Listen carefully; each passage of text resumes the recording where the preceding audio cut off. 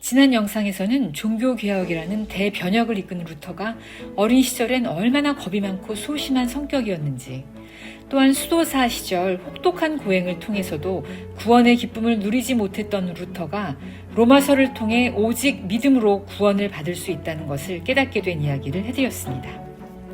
이번 영상에서는 루터가 당시 부패한 교회를 개혁하게 된 스토리를 소개해드립니다. 루터는 로마서 연구를 시작으로 성경을 연구하면 연구할수록 당시 카톨릭 교회의 부패를 바로잡아야 한다는 결심을 하게 됩니다.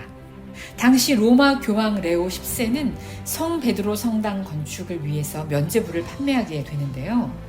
면죄부란 헌금을 하면 죄를 사해준다는 뜻입니다. 당신의 헌금이 헌금함에 쨍그렁 하고 떨어지는 순간 당신의 이름은 생명책에 기록이 됩니다. 또한 먼저 죽어서 연옥에 떨어져 고생하고 있는 당신의 부모 형제의 영혼도 면죄부를 통해 천국에 올라가게 됩니다. 이에 대해 루터는 반박하는 설교를 했습니다. 성도 여러분, 똑똑히 들으십시오. 면죄부 판매는 불법입니다.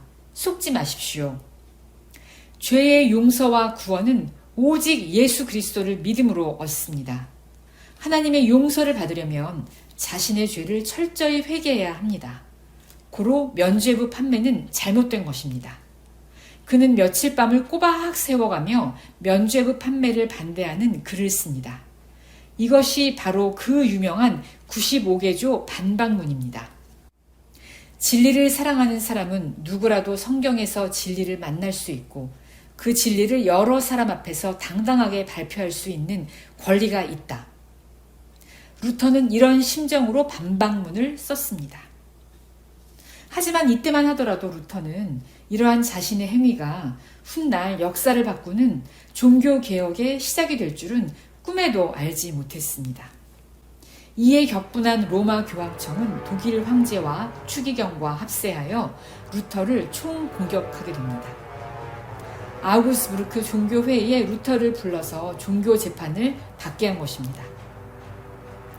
이제 루터를 기다리고 있는 것은 형식적인 종교재판과 불이 활활 타오르는 화형대 뿐이었습니다. 그의 친구들은 루터가 걱정돼서 잠시 외국에 피신할 것을 권유했지만 루터는 단호하게 거부했습니다. 내가 죽어야 할 곳이 화형대라면 피한다고 될 일이 아니오. 그곳에서도 주님은 살아계실 테니까요.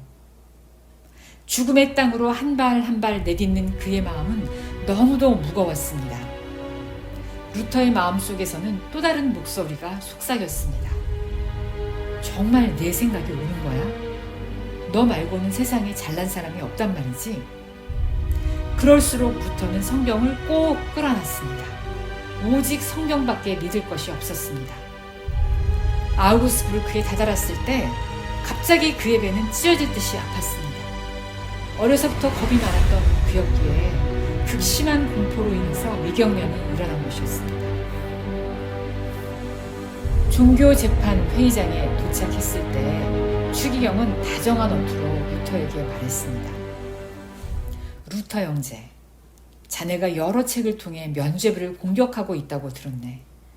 그러나 1343년 발표된 교황 클레멘스의 교서를 보게 교황은 신실한 자들을 현세의 처벌에서 풀어주는 열쇠를 가지고 있다고 되어 있지 않은가?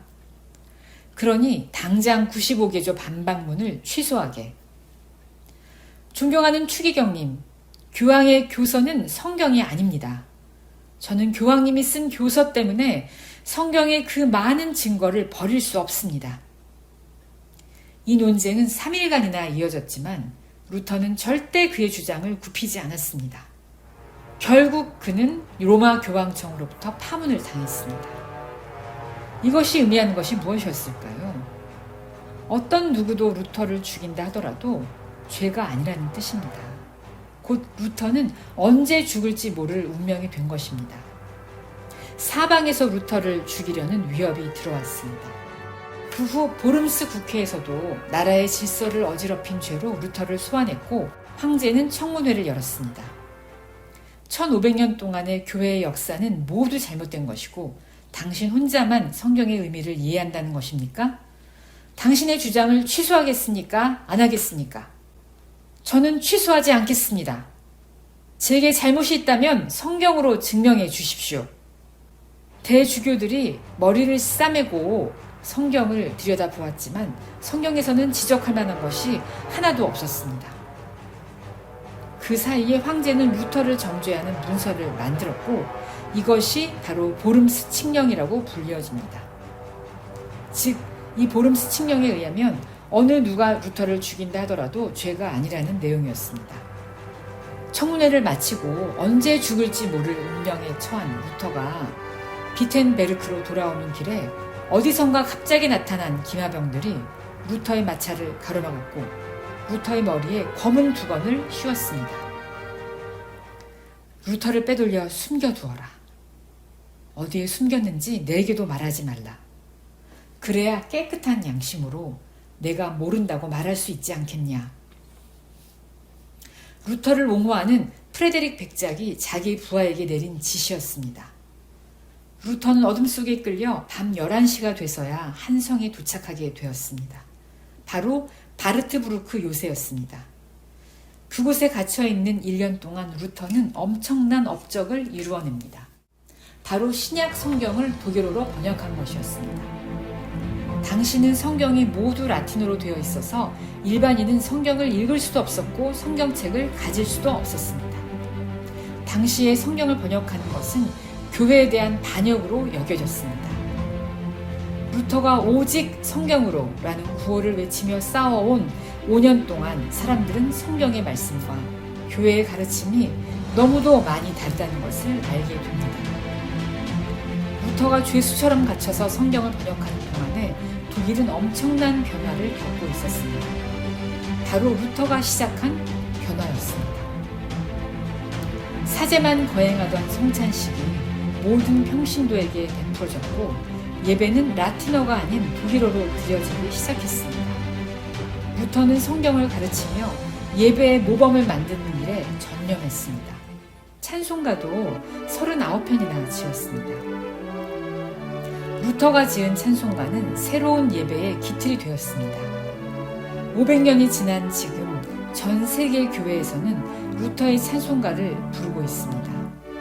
성경을 통해서 받게 된 하나님이 주신 영감을 통해 루터는 1500년이나 이루어졌던 로마 교황청의 모든 부패되어진 상태를 뒤집어 엎어버리고 의인은 오직 믿음으로 말미암아 살리라. 오직 성경으로 돌아가자는 루터의 주장은 이 시대의 기독교 신앙을 하는 우리들에게도 많은 공감을 불러일으키고 있습니다. 죽음을 두려워하지 않고 오직 성경으로 돌아가기만을 바랐던 루터의 신앙 고백은 기독교 역사에 길이길이 빛날 것입니다. 지금은 SQ 시대, 다음 시간에도 유익한 내용으로 여러분들과 만날게요. 감사해요.